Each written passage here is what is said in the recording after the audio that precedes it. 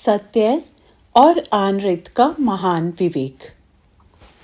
इस संसार में सब जगह सच और झूठ इतने मिले हुए दिखाई देते हैं कि इनमें भेद करना असंभव सा हो जाता है।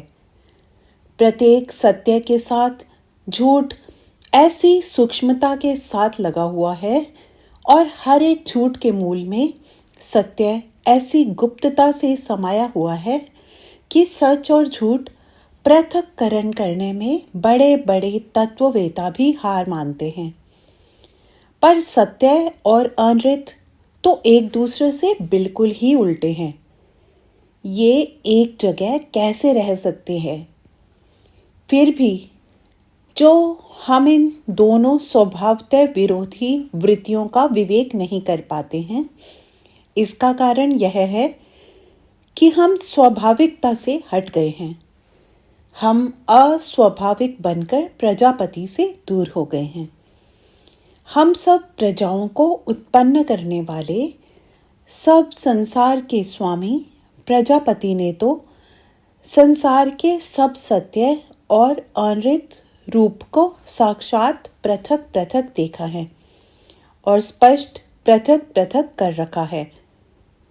इन दोनों रूपों की पृथकता के आधार पर ही बनाए अपने नियमों द्वारा वह इस जगत का और अपनी सब प्रजाओं का शासन कर रहा और पति हो रहा है।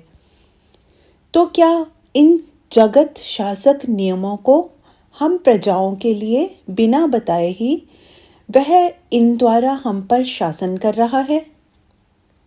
नहीं, उसने तो जहां बाहर जगत में सत्य और अनृत का विवेक किया है और उसके अनुसार जगत को संचालित कर रहा है, वहां उसने हमारे अंदर भी वह साधन रखा है जिससे हम प्रजा लोग सत्य और अनृत का स्पष्ट भेद कर सके। उसने हमारे अंतःकरण में अनृत के लिए अश्रद्धा और सत्य के लिए श्रद्धा स्वभावतः उत्पन्न कर रखी है। वे प्रजापति हम में से प्रत्येक प्रजा के हृदय में स्वयं आ बैठे हैं और प्रत्येक सत्य में श्रद्धा को उपजाते और प्रत्येक असत्य में अश्रद्धा को उद्भूत करते हुए बैठे हैं। फिर भी यदि हम सत्य और अनृत का विवेक ना कर सकें तो हम कितने दुर्भागे हैं। सचमुच सत्य असत्य का विवेक जहाँ महाकठिन है, वहाँ अत्यंत सहज भी है।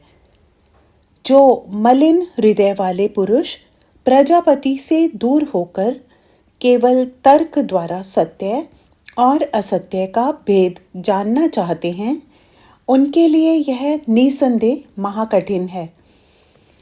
परंतु जो प्रजापति की शरण में पड़े हुए हैं और जो अपने शुद्ध अंतःकरण में उसकी दी हुई श्रद्धा और अश्रद्धा की पक्की कसौटी को रखने वाले हैं, उन भक्त पुरुषों के लिए यह अत्यंत सहज है। ओम।